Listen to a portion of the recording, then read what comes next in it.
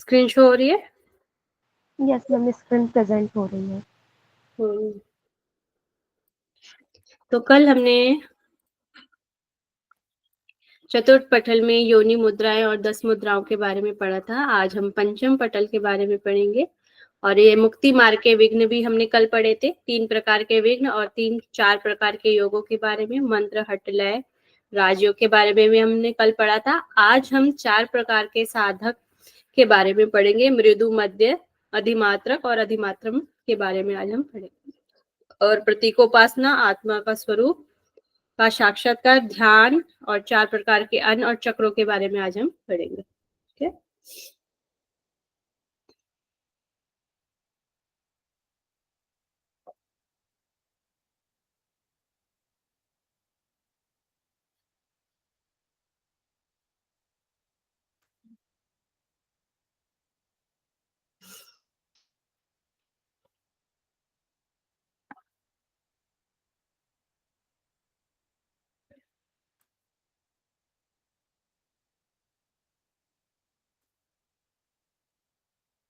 तो हमने कल पंचम पटल पढ़ा था। पंचम पटल में हमने 3 प्रकार के विघ्न रूपी विघ्न पढ़े थे। एक तो भोग रूप, धर्म रूप और ज्ञान रूप। और उसके बाद 4 प्रकार के योग के बारे में पढ़ा था, मंत्र, हठ, लय और चतुर्थ योग के बारे में।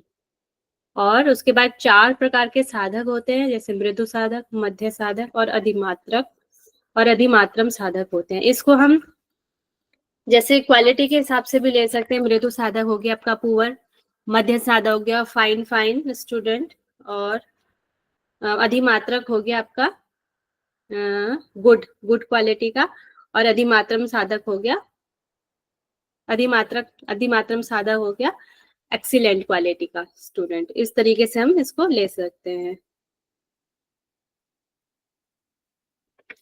तो इसमें जो मृदु साधक है उसकी कुछ क्वालिटी बताई गई है, और यहाँ से 1-2 बार क्वेश्चन भी आ चुके हैं साधकों के यहाँ से।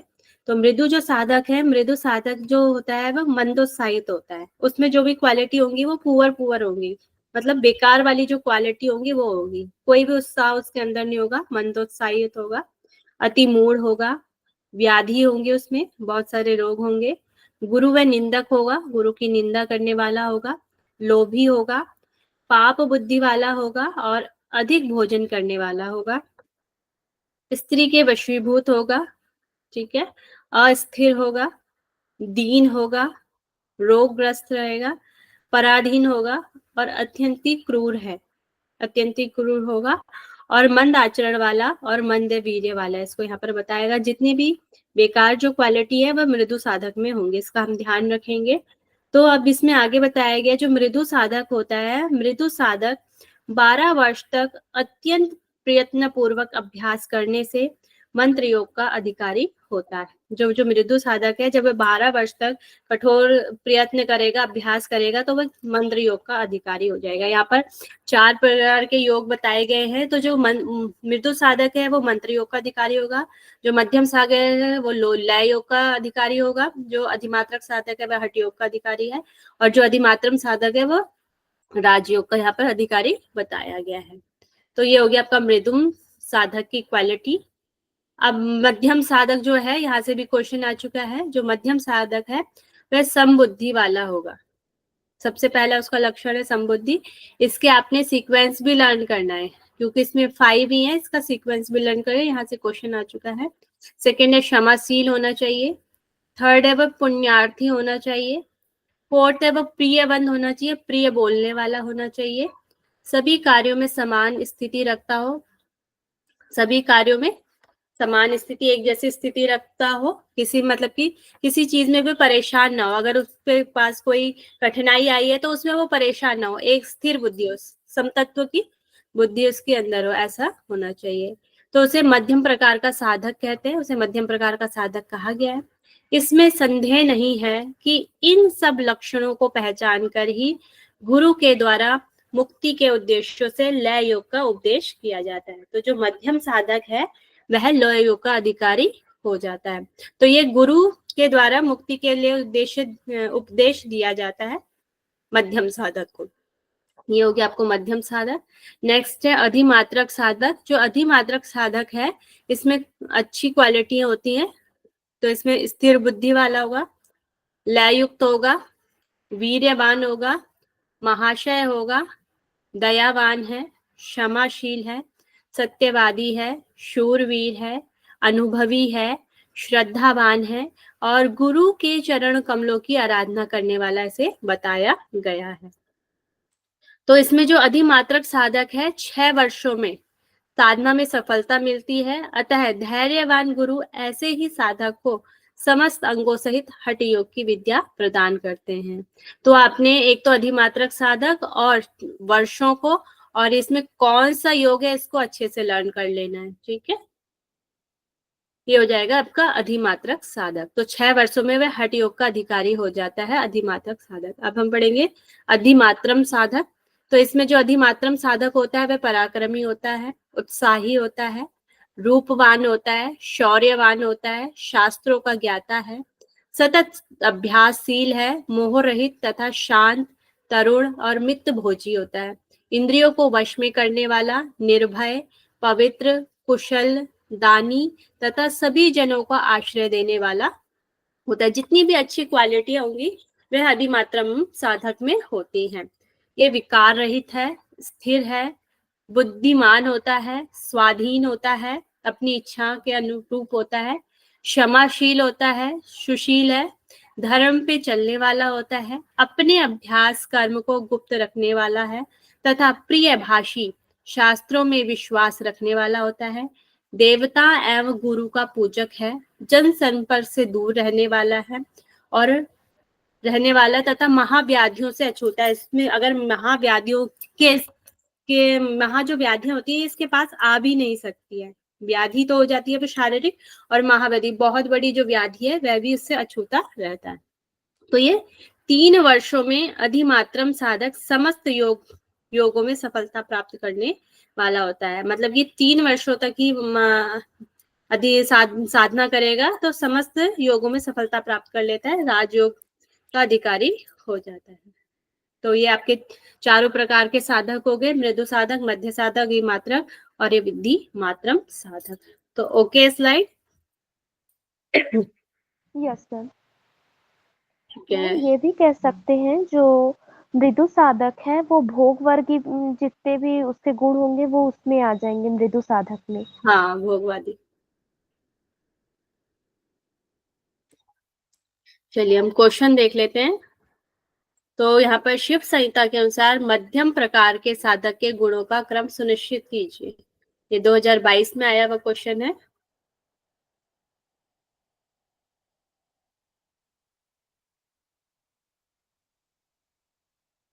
मैम सेकंड होगा। सेकंड इसका राइट आंसर है। तो इसमें क्षमा युक्त, प्रियवन, सॉरी ए सबसे पहले हो जाएगा समबुद्धि वाला, ए हो जाएगा आपका क्षमा युक्त, सी हो जाएगा आपका पुण्यार्थी, बी हो जाएगा प्रियवन और डी हो जाएगा सभी कार्यों में समान स्थिति रखने वाला।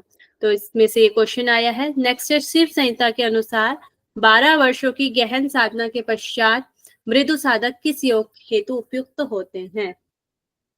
मंत्र योग। मंत्र योग के साधक होता है। ठीक है, तो इस तरीके से आपके क्वेश्चन बन सकते हैं, तो इसको अच्छे से लर्न करके जाएंगे। फिर यहाँ पर आता है प्रतीकोपासना। प्रतीकोपासना यहाँ पर बताई गई है। तो दृष्ट एवं अदृष्ट फलों को प्रदान करने वाली प्रतीकोपासना करनी चाहिए। दृष्ट मतलब जो इस जन्म के, अदृष्ट या बहुत जन्मों से जो चले आ रहे हैं वो वाले फल हो सकते हैं, या दृष्ट जो देखने योग्य है और जो मतलब जो हमें दिख रहे हैं और जो हमें नहीं दिख रहे हैं, ऐसे फलों को प्रदान करने वाली प्रतीकोपासना करनी चाहिए। इस प्रतीक के दर्शन मात्र से ही साधक पवित्र हो जाता है। जब इस जो वो विधि कर रहे हैं उस मात्र अब उसका दर्शन ही कर लेते हैं, उस दर्शन से ही वह साधक पवित्र हो जाते हैं, ऐसे यहाँ पर बताया गया है प्रतीकोपासना में। इसकी विधि हम देख लेते हैं। प्रगाढ़ धूप में, तो यहाँ पर कहीं कहीं पे प्रगाढ़ धूप भी दिया गया है, और अगर हमें समझने के लिए कहें तो ज्ञान के प्रकाश में, जब हमारा ज्ञान का प्रकाश हो जाएगा या प्रगाढ़ धूप होगी, मैं अपने प्रतिबिंब ईश्वर को दोनों नेत्रों के मध्य में देखकर, दोनों नेत्रों के मध्य में क्या कहलाता है? सांभवी मुद्रा। शांभवी मुद्रा या आज्ञा चक्र या भूमध्य में देखने के लिए यहाँ पर बात की गई है। आज्ञा चक्र में भूमध्य को ईश्वर के दोनों नेत्रों के मध्य में देखकर जब अपने छाया बिंब को देखता है, तो यहाँ पर अपने आप को देखने की बात की गई है, अपने भूमध्य में देखने के लिए कहा गया है। अपने छाया बिंब को देखता है, तब आकाश में अपना बिंब उसी क्षण उसे दिखता है। तो सबसे पहले जो ईश्वर का प्रतिबिंब है, अपने प्रतिबिंब ईश्वर का, जो उसके ईश्वर है, उसे अपने आईब्रो सेंटर में देखना है। और जब उसकी छाया, जो जिस ईश्वर को आप देख रहे हैं, उसकी छाया आप अपने आकाश आज्ञा चक्र पे देख पा रहे हैं, तो तब वह आकाश में अपना बिंब उसी क्षण देख पाता है। तो वह अपने अंदर जो उसकी आत्मा है उसको भी वह देख पाता है, ऐसा यहाँ पर बताया गया है। फिर इसका फल बताया गया है, जो प्रतिदिन अपना प्रतिबिंब आकाश में देखता है, जो इस तरीके की विधि द्वारा अपने बिंब को आकाश मतलब आज्ञा चक्र में देखता है, जो प्रतिदिन अपना प्रतिबिंब आकाश में देखता है, उसमें एक तो आयु की वृद्धि होती है और मृत्यु का संकट दूर हो जाता है और परमात्मा की प्राप्ति होती है, ऐसा बताया गया है। और इसको कहा गया है कि प्रतीकोपासना कभी भी आप कर सकते हैं, यात्रा काल में भी कर सकते हैं, विवाह में भी कर सकते हैं, शुभ कर्मों में भी कर सकते हैं, विपत्ति में भी कर सकते हैं, पाप का क्षय होने पर भी कर सकते हैं, और पुण्य की वृद्धि हो जाने पर भी प्रतीकोपासना करनी चाहिए, ऐसा बताया गया है। ठीक है, तो ये एक तरीके से ध्यान की विधि होगी, आज्ञा चक्र पे ध्यान लगाने। तो आज्ञा चक्र पे ध्यान लगाते हुए अपने ईश्वर का ध्यान करना है, और उस ईश्वर के ध्यान करते करते उसका बिंब आपको जब आज्ञा चक्र पे दिखाई देने लग जाए, उसी को यहाँ पर प्रतीकोपासना कहा गया है। ठीक है, ओके है। Yes sir. नेक्स्ट है आत्म स्वरूप का साक्षात्कार नाद। जो ये मुद्रा दिखाई दे रही है, इस मुद्रा को क्या कहते हैं?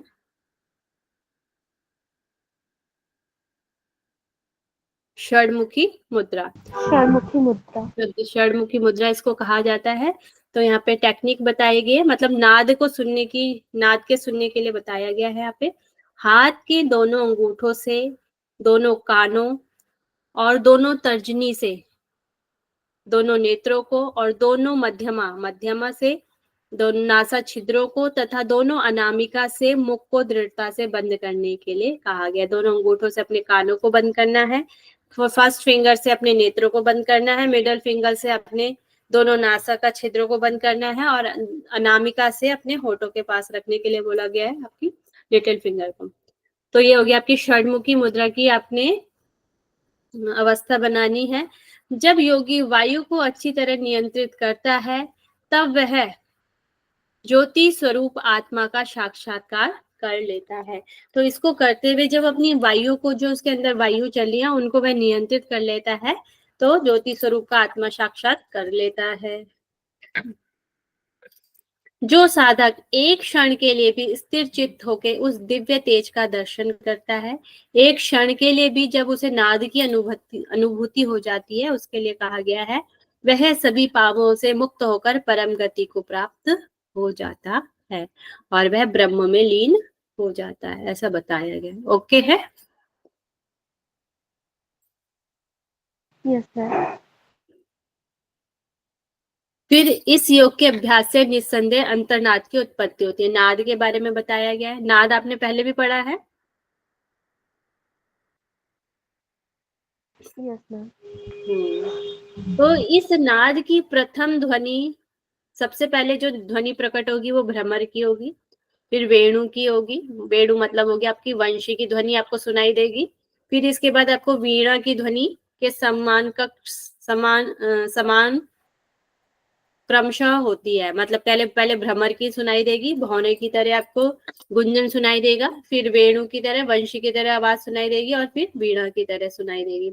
इस प्रकार अभ्यास करने से संसार रूपी अंधकार को नष्ट करने वाला घंटा नाद के समान अंतर्नाद उत्पन्न होता है और तथा उसके पश्चात मेघ गर्जना के सदृश अंतर्ध्वनि का आविर्भाव होता है। तो यहाँ पर जो हमको अंतर्नाद सुनाई देता है वह छोटी आवाज से लेकर हमें बड़ी आवाज तक जा रहा है। सबसे पहले भ्रमर, वेणु, वीणा हल्की आवाज है और फिर भारी आवाज, घंटानाद भारी आवाज है, मेघ गर्जना की आवाज भारी आवाज है। तो इस सीक्वेंस को हमने याद रखा है, भ्रमर, वेणु, वीणा, घंटानाद और फिर मेघ गर्जना बताई गई है।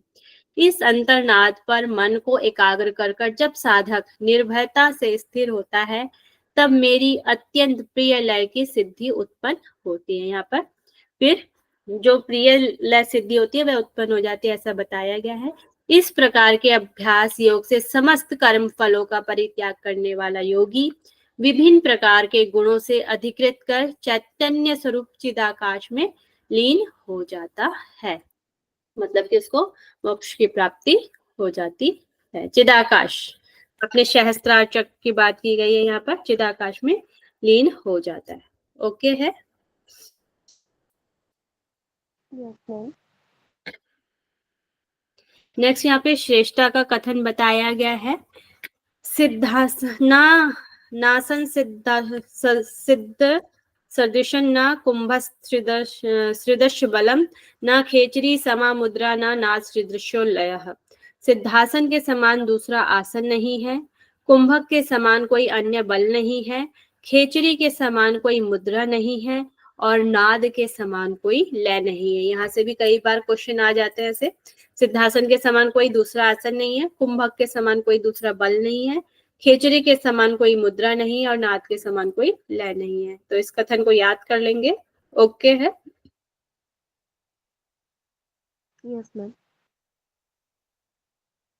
फिर यहाँ पे 4 प्रकार के अन्न की बात की गई है और 4 प्रकार के अन्न की बात हमें और कहाँ मिलती है? मैम गीता में भी अन्न के प्रकार की बात मिलती है, उसमें अन्न की प्रकार की बात की है। तो 4 प्रकार के अन्न की यहाँ पर बात की है।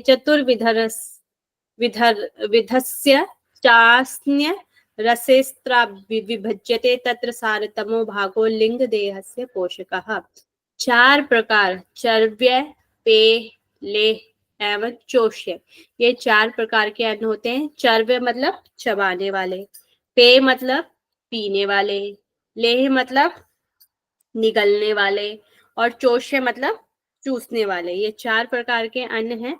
अन्न से उत्पन्न रस 3 भागों में विभाजित होते हैं। जो 4 प्रकार के अन्न हैं ये 3 भागों में हमारे शरीर के अंदर जाके 3 भागों में विभाजित हो जाते हैं। तो सबसे पहले उसमें जो सर्वाधिक सारभूत भाग रहता है, जो सबसे पहला पार्ट होता है, जो सारभूत मतलब थोड़ा ठोस पदार्थ होता है, वह उससे लिंग शरीर का पोषण होता है, ऐसा बताया गया। मतलब इस शरीर का पोषण होता है। दूसरा पहला भाग तो हमारा लिंग शरीर का पोषण होते हैं। दूसरे भाग से सप्त धातुओं से निर्मित शरीर पुष्ट करता है। जो हमारी सप्त धातुएं हैं, जो रस से फिर जो आगे धातुएं बनती जाती है, उससे क्या होता है, शरीर पुष्ट होते जाता है।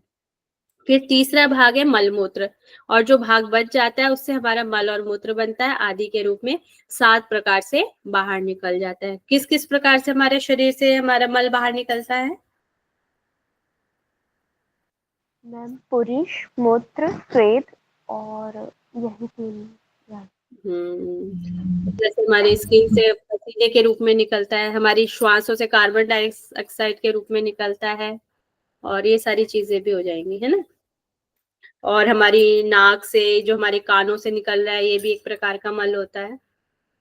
ठीक है। फिर आद्य 2 भाग रस, जो पहला और दूसरा है, एक सारभूत और जो रस के रूप में है, आद्य 2 भाग रस ही सब नाड़ी रूप में है। पैर से लेकर मस्तक पर्यंत शरीर के वायु का पोषण करते हैं। जो पहले 2 रस है, 3 रसों में विभाजित है, तो पहले और दूसरे रस से नाड़ी रूप में है, पैर से लेकर मस्तक तक वायु का पोषण करते हैं। इन सभी नाड़ियों में जब वायु चलती है तब अन्न का रस शरीर में समभाव से प्रवृत्त होता है। अब जब ये जो हमारी नाड़ियां हैं, इनमें जब वायु चलती है तब उस अन्न रस का, और जो अन्न से हमें जो रस प्राप्त हुआ है, वह शरीर में समभाव से प्रवृत्त होता है। मतलब सभी पूरे शरीर में जाता है। तो ये 4 प्रकार के अन्न हो गए और उनके रसों की यहाँ पर बात है। Okay, slide. Yes ma'am. फिर यहाँ पर कंद की बात की गई है यहाँ पर। तो कंद गुदा से 2 अंगुल ऊपर और जनेंद्र से 1 अंगुल नीचे 4 अंगुल परिचित वाला एक समकोण कंद यहाँ पर बताया गया है। तो जो हमने कुंडली नहीं पढ़ी थी, कुंडली में क्या स्थान पढ़ा था हमने? मैम मूलाधार चक्र का वर्णन पढ़ा था उसमें, जहाँ मूलाधार मूलाधार चक्र का होता है। वर्णन पढ़ा था। तो वहां पर जो दिया था वह गुदा से 2 अंगुल ऊपर और मेड से 2 अंगुल नीचे की बात की थी। यहाँ पर 1 अंगुल की बात की गई। 1 अंगुल नीचे 4 अंगुल विस्तार या वाला या 4 अंगुल परिधि वाला या परिचित वाला एक समकोण कंद यहाँ पर परिधि वाला, परिधि नहीं बोलेंगे उसे, परिचय वाला एक समकोण कंद है। समकोण होगा जो जिसके सारे कोने आपस में बराबर होंगे, स्क्वायर स्क्वायर में होगा, कंद है। और यहाँ पर जो कुंडली के बारे में बताया गया है, गुदा एवं जनेंद्रिय के बीच में पीछे की ओर मुख किए हुए योनि स्थान पे है। उसी में कंद की स्थिति भी कही गई है और उसी कंद में कुंडली का वास करती है। समस्त नाड़ियों को घेरकर 3.5 फेरे लगाकर कुटिल आकृति वाली कुंडली पूंछ की ओर मुख डालकर सुषुम्ना के विवर में स्थित है। मतलब कि जैसे हमारे सर्प की पूंछ होती है, वैसे ही कुंडली की पूंछ यहाँ पर बताई गई है। कुंडली की पूंछ मुख में डालकर सुषुम्ना के विवर में, जो सुषुम्ना का छेद है या जिससे ऊपर हमारी कुंडली जाती है या हमारी प्राण वायु ऊपर की ओर जाती है, उस विवर में पूंछ है, ऐसा यहाँ पर बताया गया है।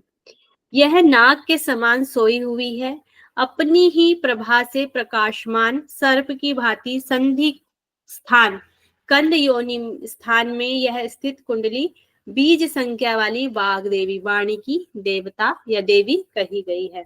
तो यह नाग के समान सोई हुई रहती है जब तक हम इसे जागृत नहीं करते, और प्रभा से प्रकाशमान सर्प की भांति जब प्रकाश हो जाता है और सर्प की भांति संधि काल में कंद योनि में स्थित कुंडली बीज संज्ञा वाली वाग देवी कहलाती है। और जब ये जाग जाती है तो यह वाग देवी कहलाती है। स्वर्ण के समान कांति मुक्त शक्ति है, मतलब सोने के समान इसकी कांति है, दिखाई देती है। यह सत्व रजस तमस तीनों गुणों की जन्मदात्री है। इसी से तीनों गुणों की हमारे शरीर में तीनों गुणों की जन्मदात्री है। जो हमारे शरीर में सत्व है, रज है और तम है, इनकी ये जन्मदात्री है।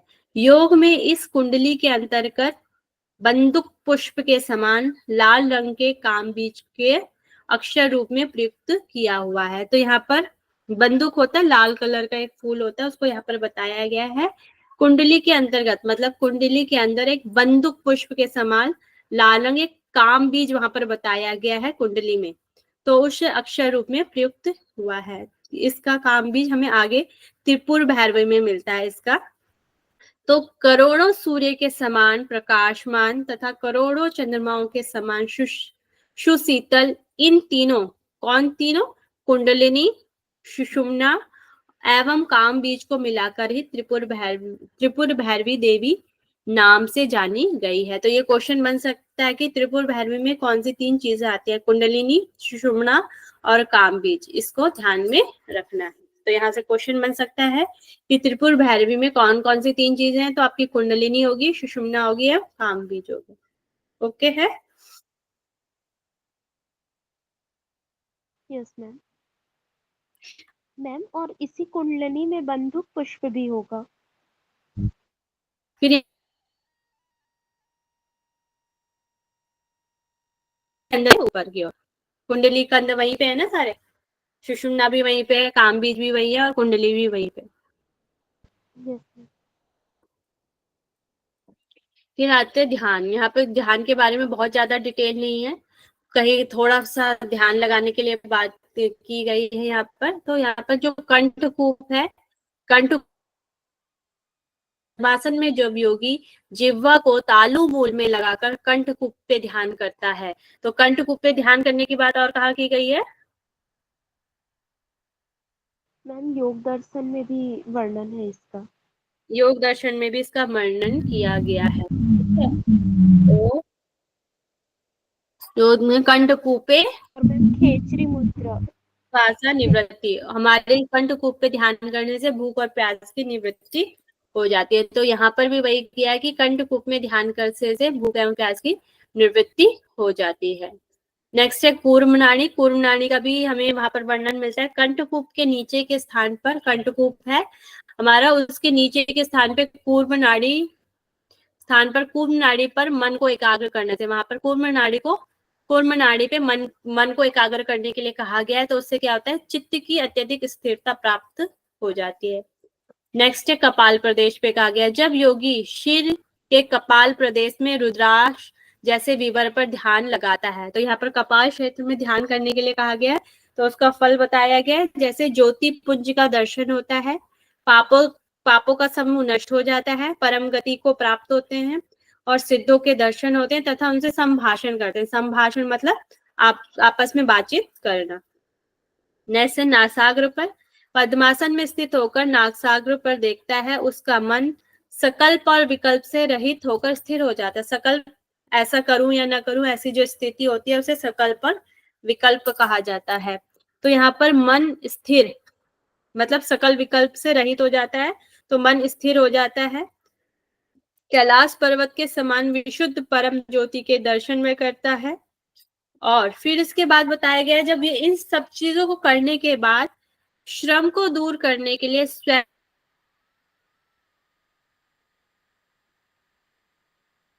भूमि पर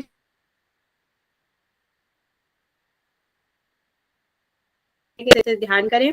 और फिर ध्यान कहाँ पर करने के लिए कहा गया, सिर के पीछे भाग पर, सिर के पीछे भाग पर ध्यान करें। तो उससे क्या होगा, वह मृत्यु को जीत लेता है। और फिर भूमध्य में दृष्टि स्थिर करके उत्कृष्ट परिणाम प्राप्त होगा। और उसके बाद सबसे लास्ट में भूमध्य पे दृष्टि स्थिर करके जो उत्कृष्ट मतलब ध्यान करेगा, उसको उत्कृष्ट मतलब बहुत अच्छे परिणाम प्राप्त होते हैं। तो ये ध्यान के विषय में इतना ही कहा गया यहाँ पर। ओके है। Yes ma'am. का वर्णन कर लेते हैं। सबसे ज्यादा जो चक्रों का वर्णन हमें मिलता है वो शिव संहिता में ही मिलता है।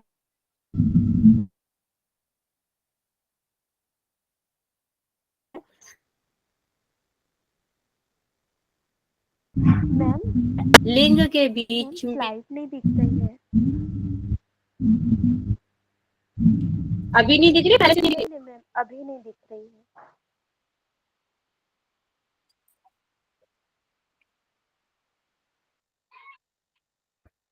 रही, अभी भी नहीं दिख रही। No ma'am. मैम अब दिख रही है।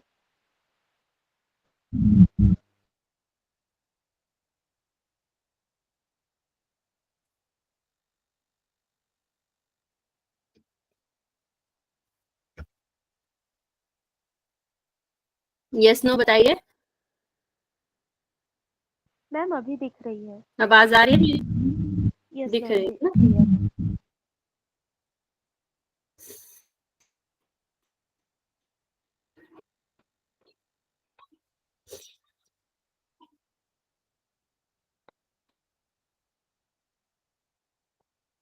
तो यहाँ पर जो स्थान बताया गया है वह गुदा में बताया गया, लिंग के बीच में कंद और कुंडली का निवास जहाँ पर है, वाग और काम बीज यहाँ पर बताए गए हैं। ठीक है, वाग और काम बीज अभी हमने पढ़ा था, और इसको यहाँ पर स्वयं भूलिंग भी कहा गया है। ठीक है, तो इसमें 4 दल है, जो आपका मूलाधार चक्र है इसमें 4 दल है। अक्षर इसमें व, श और स यहाँ पर दिए गए हैं।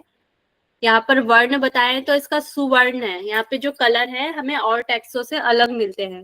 तो यहाँ पर जो मूलाधार चक्र का जो कलर है वो सुवर्ण कलर का है, सोने के समान यहाँ पर बताया गया है। यहाँ पे सिद्ध या जो देवता है वह द्विरंड बताए गए हैं, और यहाँ पे जो देवी है वह डाकनी यहाँ पर बताई गई है। और यहाँ पे ध्यान का फल बताया गया। अगर मूलाधार पर हम ध्यान लगाते हैं तो एक तो हमें सबसे पहले दादुरी शक्ति, दादुरी मतलब मैम शक्ति कुछ मात्रा में शक्ति दिख आती रही है, है। दादुरी बोलते हैं मेढक को। मेढक मतलब कि हमें भूमि से ऊपर उठने वाली जो शक्ति है वह प्रदान होती है। शरीर में क्रांति आती है, जठराग्नि वृद्धि होती है, हमारी जठराग्नि बढ़ती है, आरोग्यता मिलती है, हमारा शरीर निरोगी होता है, सर्वज्ञता, सबको जानने वाला हो जाता है, कारण सह भूत वर्तमान भविष्य, और कारण सहित उसे भूत वर्तमान और भविष्य का ज्ञान हो जाता है, अनधीत शास्त्र ज्ञान हो जाता है, जो शास्त्र उसने नहीं भी पढ़े हैं उन शास्त्रों का भी उसे ज्ञान हो जाता है, मुख में सरस्वती का वास होता है, वह जो बोलता है वही चीज हो जाती है, मात्र जाप से ही मंत्र सिद्धि हो जाती है, केवल जप ही करेगा तो उससे भी मंत्र की सिद्धि हो जाएगी, पाप मुक्त हो जाएगा।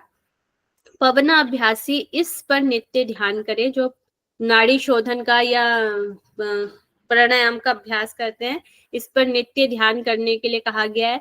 निरंतर अभ्यास से परमात्मा दर्शन और मनोजय, मन को जीतने वाला, और वायु का सुषुम्ना में प्रवेश आदि हमारा मूलाधार चक्र पर ध्यान करने से हो जाता है। तो ये हो गया आपका मूलाधार चक्र, जिसे आधार चक्र या स्वयं भूलिंग भी कहा गया है। नेक्स्ट है आपका स्वाधिष्ठान चक्र। स्वाधिष्ठान चक्र को लिंग मूल में है ये, और इसमें 6 दल बताए गए हैं। अक्षर इसमें ब, भ, म, य, र, ल है। वर्ण इसका बताया जाएगा तो रक्त वर्ण का है, मतलब कि जो हमारा खून है, खून के समान इसका कलर है, ब्लड के समान, और इसके जो सिद्ध है वह बाल है, और जो इसकी देवी है वह राकनी यहाँ पर बताई गई है। इसके हम फल अब देख लेते हैं। काम मोहित सुंदर स्त्रियां आकर्षित होती हैं, जो काम से सुंदर वो स्त्री होती है वह भी आकर्षित हो जाती है, जैसे अप्सराएं वगैरह, वह भी आकर्षित हो जाती है। अश्रुत ज्ञान शास्त्र ज्ञान प्राप्त होता है, मतलब जो ज्ञान सुना भी नहीं है वह ज्ञान भी हमें हो जाता है। रोग मुक्त हो जाते हैं, निर्भय हो जाते हैं, किसी का भय नहीं रहता है। मृत्यु या नहीं होते, मृत्यु भी हमें पराजित नहीं कर सकती, या हम किसी से हार नहीं सकते, ऐसे हम बन जाते हैं। अरिमा सिद्धियां प्राप्त होती है, अष्ट सिद्धियां जो है हमें प्राप्त हो जाती है। शरीर में वायु का संचरण होता है, हमारे पूरे शरीर में वायु का संचरण होता है। रस की वृद्धि होती है। सहस्त्रार स्रवित अमृत में वृद्धि होती है, जो हमारा सहस्त्रार में जो अमृत स्राव होता है उसमें भी वृद्धि ध्यान करने से। ये भी आ सकता है क्वेश्चन, कौन से चक्र पर ध्यान करने से हमारे सहस्रार में अमृत स्राव होता है उसमें वृद्धि होती है, तो वो हो जाएगा आपका स्वाधिष्ठान चक्र। ओके दोनों,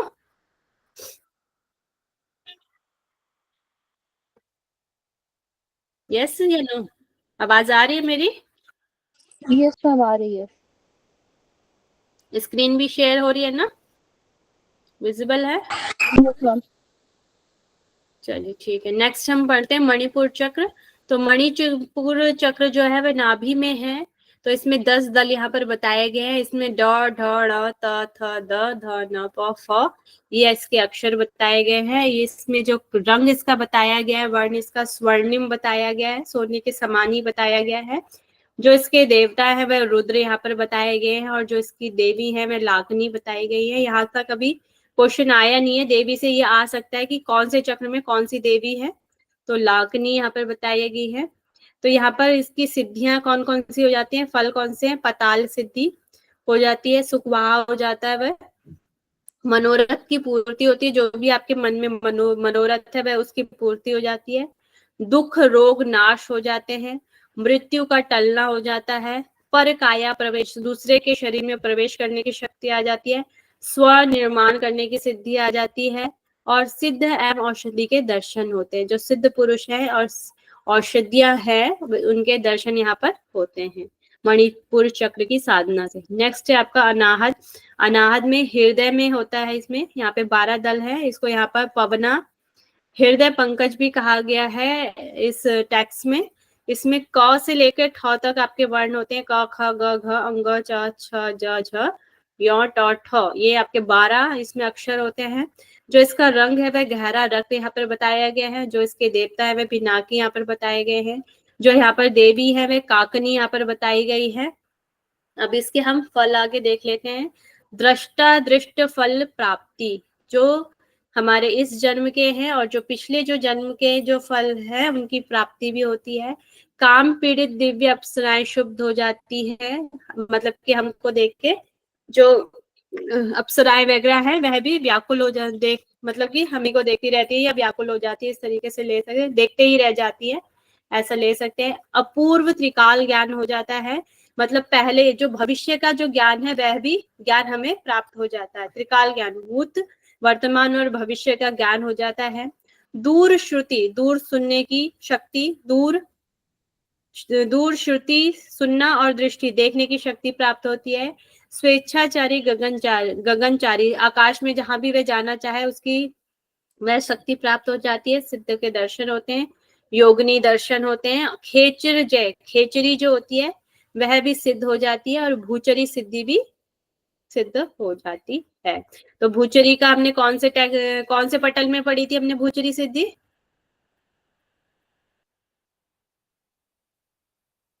तृतीय पटल में। नेक्स्ट है विशुद्धि चक्र। विशुद्धि चक्र हमारा कंठ में है, इसमें यहाँ पे 16 दल बताए गए हैं। अ से लेकर अह तक जो है इसमें 16 अक्षर हमारे होते हैं। जो इसके रंग कलर बताया गया है वह स्वर्ण के समान ही बताया गया है। जो इसके देवता है छालांड है और जो इसकी देवी है वह शाकनी यहाँ पर बताई गई है। तो यहाँ पे जो फल है उसको हम देख लेते हैं। योगेश्वर बन जाता है, चारों वेद में प्रकाशित होता है। इसमें ध्यानस क्रोधवश होने पर भी त्रिलोक कंपन हो जाता है। ध्यानस क्रोधवश होने पर, अगर आप ध्यान में अगर क्रोधवश आप होंगे तो उस वक्त क्या स्थिति हो जाएगी? त्रिलोक में, तीनों लोकों में कंपन स्टार्ट हो जाएगी, ऐसे यहाँ पर बताया गया है। योगी का शरीर वज्र से कठोर हो जाता है।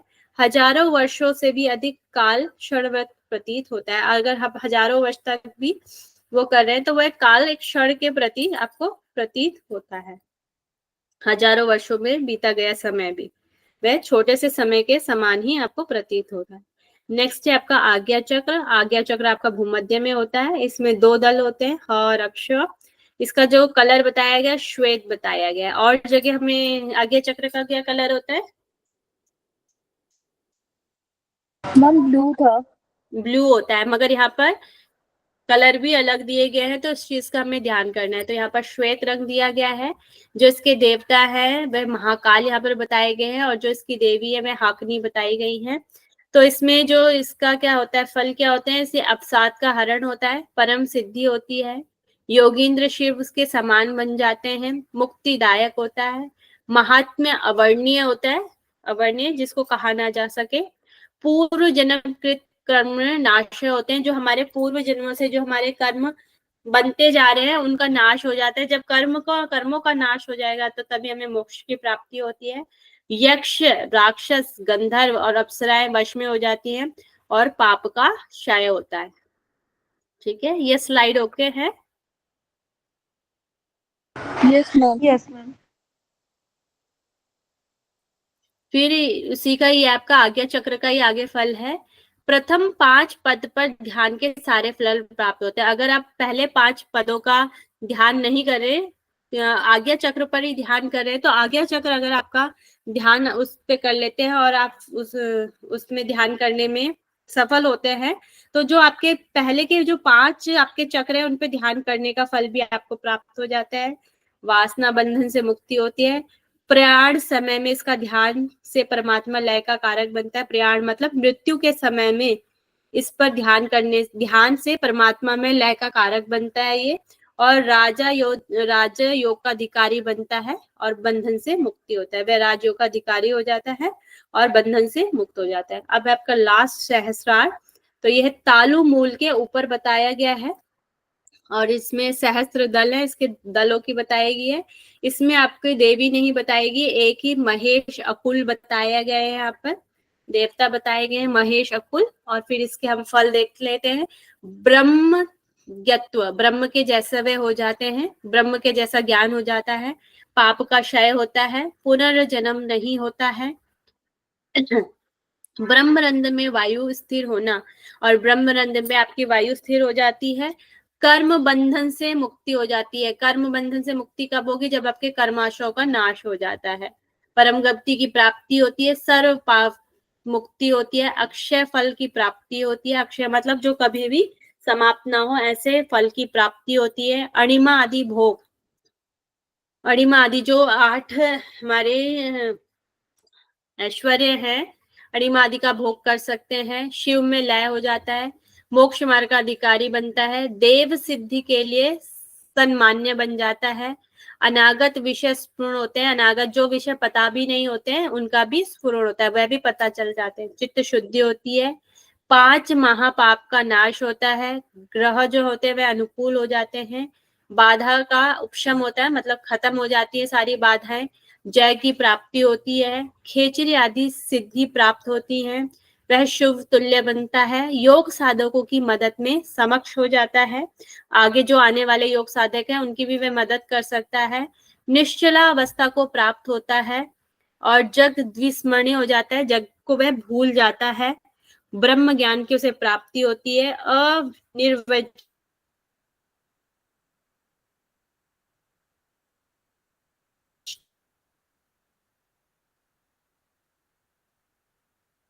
जिसका वर्णन ना किया जा सके ऐसी अवस्था उसे मिल जाती है, आनंद की अनुभूति होती है।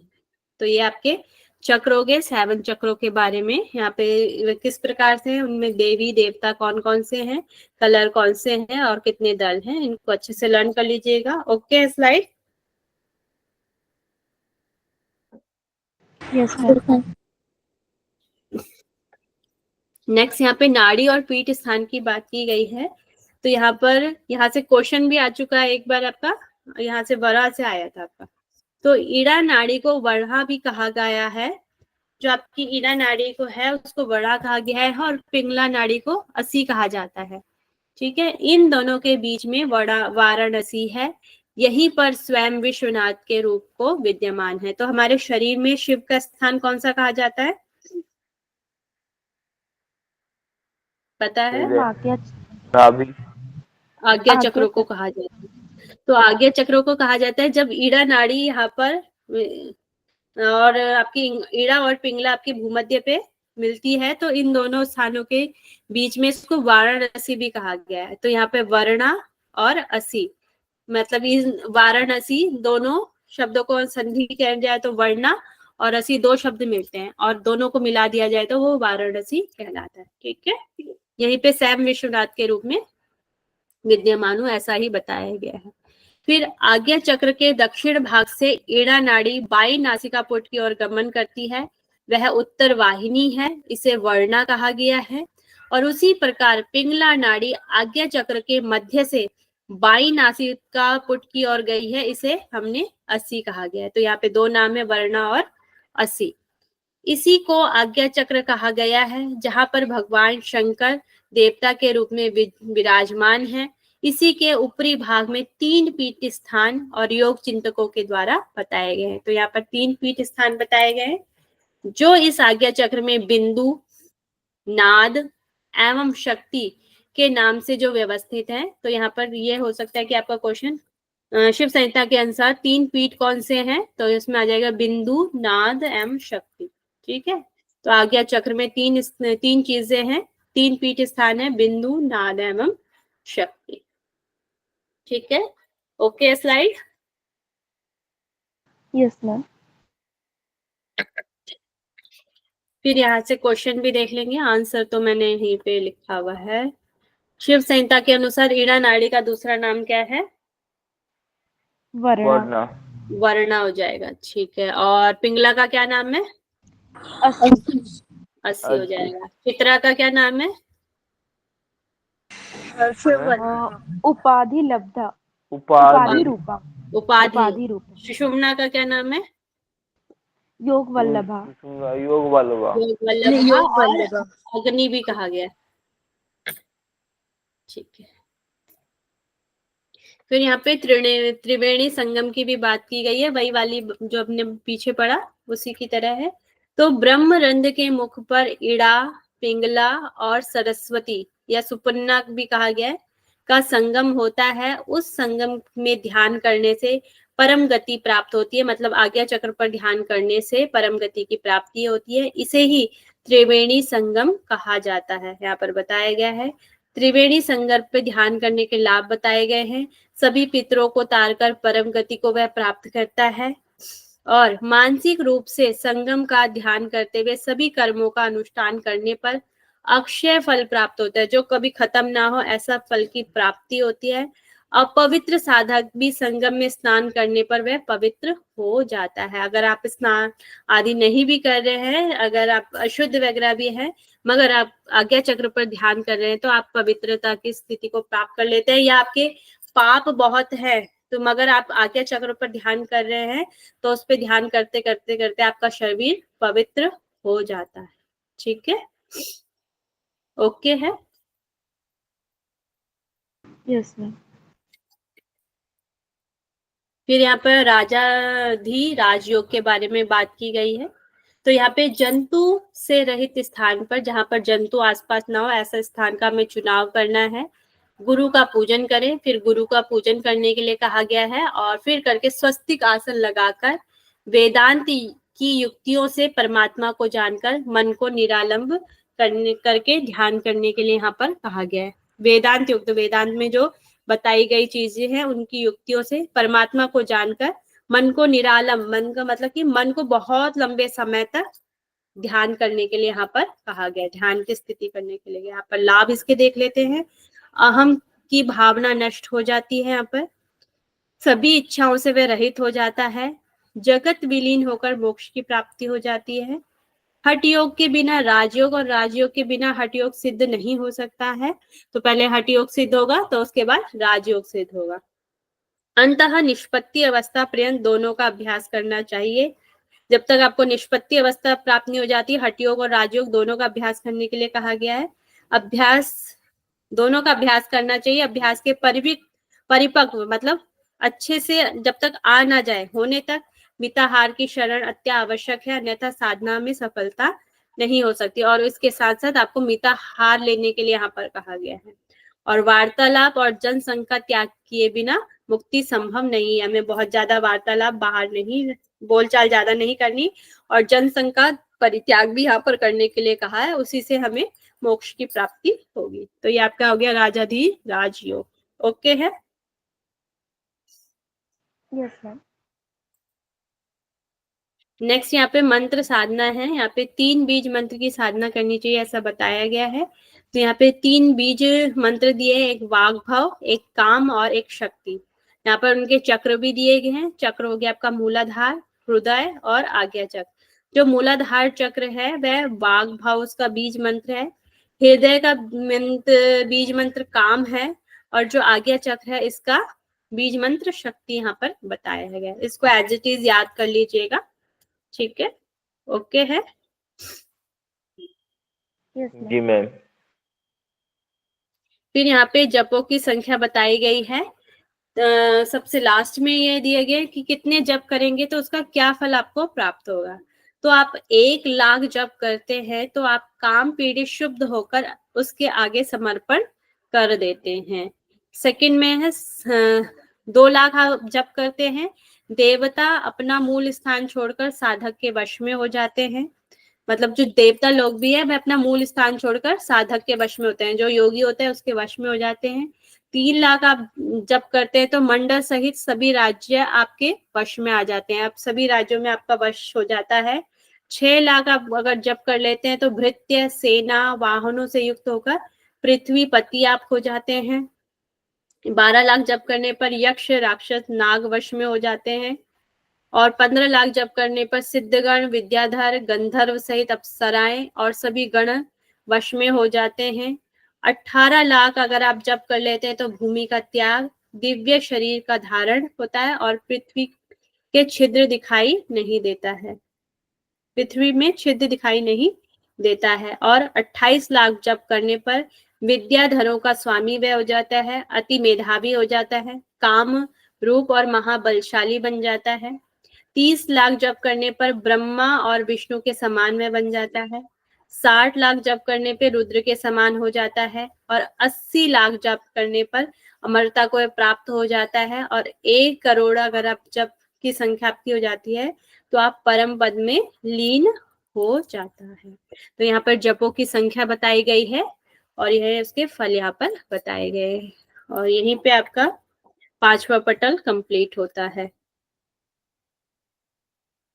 तो ये क्वेश्चन भी देख लेंगे। ये क्वेश्चन आया हुआ है आपका आंसर इसमें है, मैं स्लाइड नहीं चेंज कर पाई, तो इसको हम ऐसे ही बता देते हैं। आवाज आ रही है ना मेरी? जी मैम। Yes ma'am. तो इसमें शिव संहिता भी दिया गया और चीज भी दी गई है। तो मोक्ष द्वार का जो भेदन होता है वह फोर्थ हो जाएगा कुंडली। तो कुंडली के माध्यम से मोक्ष द्वार का भेदन होता है। मानव शरीर को विशाल ब्रह्मांड की प्रतिमूर्ति बताया गया है। तो ये किसमें है? शिव संहिता में मैम। शिव संहिता में बताया गया है। मुनि वशिष्ठ के अनुसार प्राणायाम के अंतिम परिणाम क्या है? नादोत्पत्ति। नादोत्पत्ति बताई गई है। सहजोलीय क्या है? मुद्रा। मुद्रा है मैम। मुद्रा बताई गई है। तो ये इसका राइट आंसर आपका ए दिया गया। ठीक है, तो यहाँ पर आपका शिव संहिता कंप्लीट होता है। ठीक है, अगर किसी को कुछ पूछना है तो पूछ सकते हैं।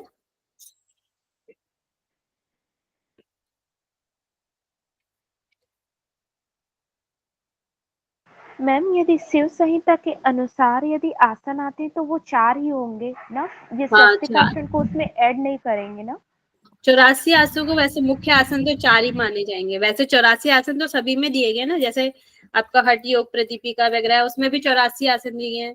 तो 84 आसनों में जो श्रेष्ठ आसन है वो 4 है, तो 4 ही आएगा मेन तो पहले। Yes sir. कहीं कहीं पे घुमा के भी क्वेश्चन देते हैं, तो उसमें पहले 84 हो सकता है।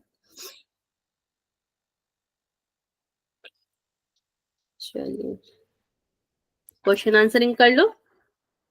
जी मैम। चलिए, टोटल चक्रों की संख्या कितनी है?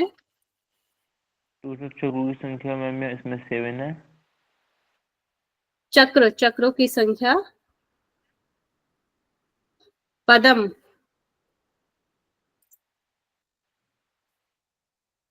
सेवन।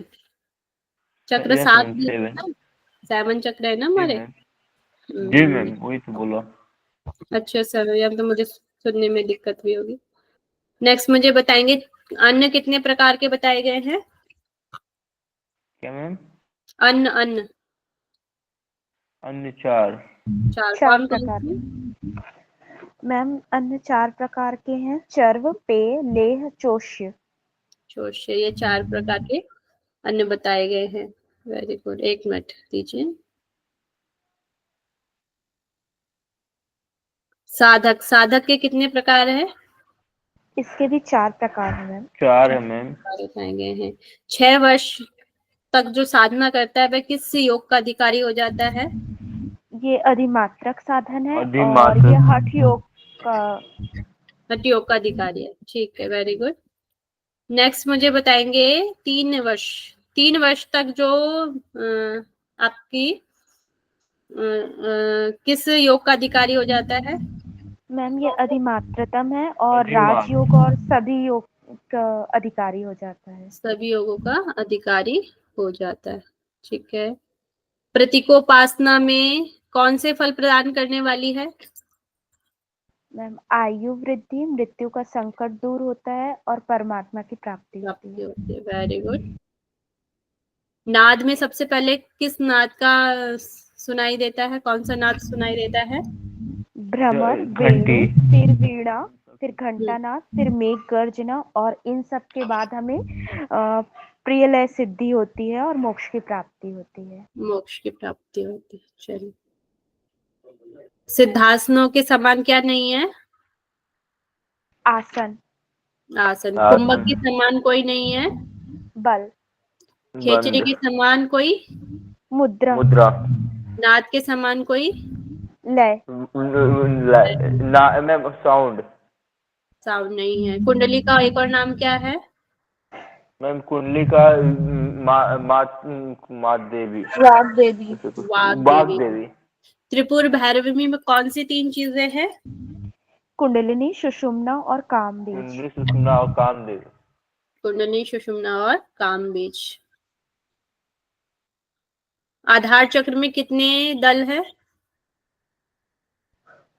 4 दल है। 4 दल है। इसकी देवी कौन है? डाकिनी। आधार डाकिनी। डाकिनी है। और स्वादिष्टान चक्र में कितने दल है? इसमें 6 दल हैं और 6 देवी इनकी राकिनी। राकिनी बताएगी। और सिद्ध कौन से है? सिद्धम के बाल। मैम ये बस स्लाइड शो कर दीजिएगा क्या, स्क्रीनशॉट ले लेते हैं। स्क्रीनशॉट अभी ले लेंगे, अभी दिखा दूंगी। ईड़ा नाड़ी को क्या कहा गया है? ईरान को अलखनंदा। वर्णा। वर्णा कहा गया। और पिंगला को? असी। अस्सी बोले। है। तो यहाँ पर आज्ञा चक्र में 3 पीठ बताए गए हैं, उनके नाम क्या क्या हैं? मैम उनके नाम है शक्तिपीठ, कामरूप, कामरूप पीठ और एक और नहीं पता। शक्ति, बिंदु, नाद, शक्ति। त्रिवेणी संगम किस किस को कहा गया है? ईड़ा पिंगला सुषुम्ना को। ईड़ा पिंगला पिंगला सुषुम्ना। सरस्वती, सरस्वती या सुषुम्ना, गंगा ठीक है। यमुना सरस्वती। सरस्वती। मैम ये तो नदी होगी ना? नदी तो है, मगर उसको हमारे शरीर में ही कहा गया है। गंगा, ईड़ा को गंगा कहा जी गया, मैम। पिंगला को जी यमुना कहा मैम, गया। वो ठीक तो है। पता है। हम्म। आपने पूछा तो मैं, आपने बोला ईड़ा पिंगला सुषुम्ना में कि सुषुम्ना को सरस्वती बोलते हैं, तब मैंने बोला, क्योंकि ये तो नदी है और तीनों नदी। नदी मिलती है तो वो जो है त्रिवेणी संगम बोला त्रिवेणी जाता है वो संगम सेक्शन में। मनाती है। ठीक है। नेक्स्ट, बीज मंत्र जो बताए गए हैं इसमें, मूलाधार में कौन से बीज मंत्र का उच्चारण करना है? मैम इसमें 4 अक्षर बताए थे, लम। और वाग इसमें भव। मैम वाग्भा। वाग भव। आज्ञा चक्र में? काम।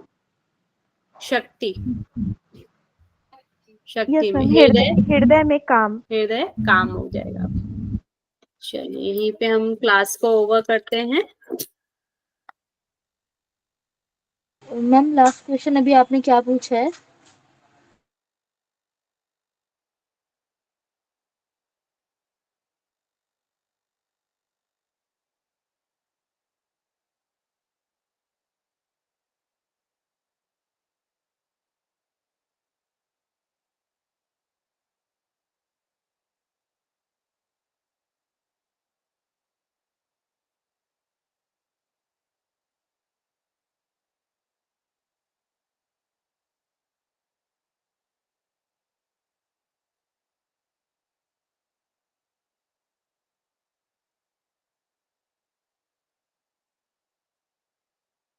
मैम आवाज नहीं आ रही है।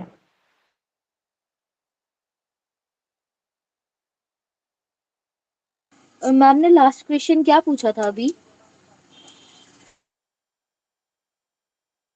मूलाधार चक्र में किस मंत्र का ध्यान करते हैं?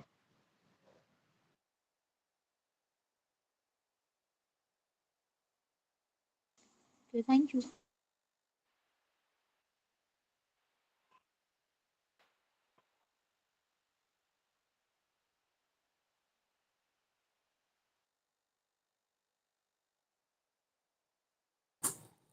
Hariom ji. Ma'am recording stop नहीं की क्या? No ma'am. नहीं मैम। ओके, एक बार आप लोग लेफ्ट करिए, फिर उसके बाद हम लोग फिर से ऐड होते हैं इसमें, ठीक है।